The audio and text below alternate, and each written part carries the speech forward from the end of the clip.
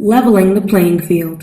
The idea of running long distance was always considered, very questionable for women because, an arduous activity would mean that you're going to get big legs and grow a mustache and hair on your chest and your uterus was going to fall out. In the beginning of the 20th century, physical exercise for women and girls was a very controversial subject, as this was the era of the happy homemaker. Young mothers in the 1950s were encouraged to stay at home. It was idealized in the media that a woman's primary role was to marry and to start a family. A widespread belief during that time was that too strenuous a level of physical activity might harm a woman's delicate constitution or even her capacity to bear and to nurture children. For Title IX, basically girls didn't do anything. I mean, they sat around and they talked. They might have jumped rope. Back then there's a Tiger magazine, which is a teen magazine, preteen magazine. My friends who weren't athletic, they'd sit around and read that and giggle, where all the guys were out, running around and, doing something active. In an attempt to subdue women's desires to be physically active, calisthenics were introduced into the curriculums of girls' schools to promote health, vigor, and physical attractiveness. Women began to play sports for recreation and soon after started wanting to compete. Subsequently, there was a wave of women's competitive baseball and basketball. Even still, women and girls competed and coached in a different environment than their male counterparts. The other experience I had was in softball. My brother played baseball and they were really good. In ninth grade, they went to the city championship and they got to play at Parade Stadium under the lights. Parents, grandparents, brothers and sisters had an opportunity to celebrate that. Well, the following year, my sixth grade team got to go. We were very good too, and we made it to this city championship. We played at Parade also, but we played at,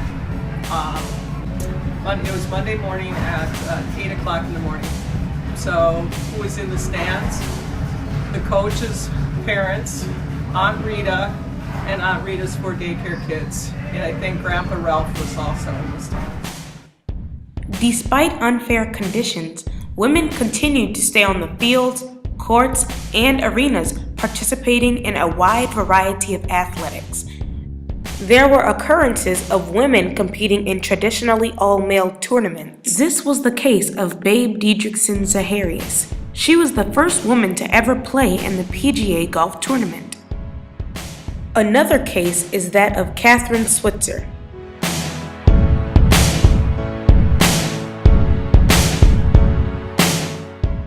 It was about time someone put pencil to paper. That person was Patsy T. Mink. Representative Patsy T. Mink is recognized as the major author and sponsor of Title IX. As the first Asian American woman to serve on the United States Congress, she battled gender discrimination and racism from the very start. The native Hawaiian played basketball for Maui High School, but was never allowed to play full court because the school believed that it would be too arduous for girls.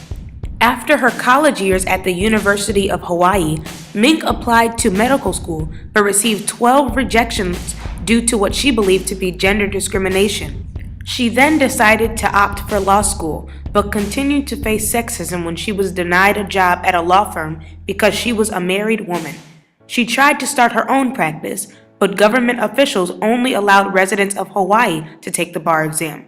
Now, although Mink had been born and raised in Hawaii, her husband had not, making her a non-resident of Hawaii. She had to fight for her right to take the bar exam. When she won and passed the exam, she became the first Japanese-American woman lawyer in female Hawaiian history. Her personal and professional experiences dealing with gender discrimination drove her to push for the ratification of Title IX. It began in 1971 when she was Congresswoman Patsy Mink. She and Edith Green, a fellow Congresswoman from Oregon, were given the chance to help other women pursue their dreams without gender discrimination. It was not a walk in the park, however. Title IX was highly controversial, and although some supported the law, others thought it would be too dangerous and that forcing schools to accept women would ruin American education. Patsy Mink and other gender equality advocates such as Bernice Sandler, Birch Bayne, and Edith Green withstood the criticism and worked hard to pass Title IX. They succeeded when Congress passed a final version of the bill in June of 1972, and President Richard Nixon signed it into law on June 23 of 1972. Title IX states that no person in the United States shall on the basis of sex be excluded from participation in, be denied the benefits of, or be subjected to discrimination under any education program or activity receiving federal financial assistance. After Title IX's enactment, some were left with questions of how to uphold this new legislature. In response, President Nixon directed the Department of Health, Education, and Welfare to carry out implementation. It was ruled that Title IX applies to an entire school or institution if any part of that school receives federal funds. The Department of Health, Education, and Welfare's policy interpretation of 1979 articulated 3 ways compliance with Title IX can be achieved. This became known as the 3-prong test. The first compliance prong of Title IX deals with overall sport and athletic participation available for men and women. In order to comply, institutions must pass one of these 3 tests. These 3 tests are proportionality, progress, and satisfied interest. The school can decide which test to follow. First, proportionality. Proportionality means that girls should receive the same percentage of athletic opportunities as the percentage of girls in the student body. If 51% of a student body is made up of girls, then girls should have about 51% of the opportunities to play sports. The second test is progress. This requires schools to make up for the days when girls had fewer opportunities by adding new sports for girls on a regular basis. The third test asks if girls' interests in athletics are satisfied. Under this test, schools must regularly ask students what sports they are interested in and also take into consideration the popularity of certain sports in the area the school is located. It must then add teams according to those girls' interests. The second and third compliance prongs of Title IX require equivalence in other athletic benefits and opportunities. Specifically, Title IX requires equality between boys and girls teams for things like equipment, publicity, the scheduling of games and practice times, the number and quality of coaches. Girls should also have equal access to locker rooms, practice spaces, as well as medical services. If the best time to play basketball is on Friday nights because that's when most parents and fans could come, then the girls and boys team should take turns playing on Friday night. If boys teams play in a stadium with lights, scoreboards, and concession stands, then girls teams must have the same opportunity, either by sharing those facilities or getting their own of equal quality. With the legislature on their side, women began to take great strides in the world of athletics. Since Title IX's enactment in 1972, women have benefited significantly by having more participation opportunities and an increased amount of equal facilities and equipment.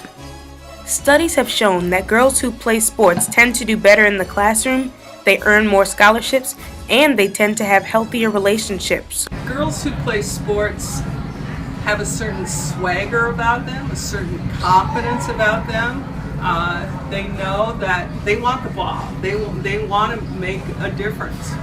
It is hard to exaggerate the far-reaching effect of Title IX on American society. The year before Title IX was enacted, there were less than 310,000 girls in America playing high school and college sports. Today, there are more than 3.8 million. Title IX has affected the world in many aspects. It has opened up doors that had been previously bolted shut. The law's impact has been inexpressible. Not only has it helped eliminate blatant discriminatory practices, it has helped root out subtler methods of holding women back. Although we have a long way to go, Title IX has made a significant impact so that future generations can continue to level the playing field.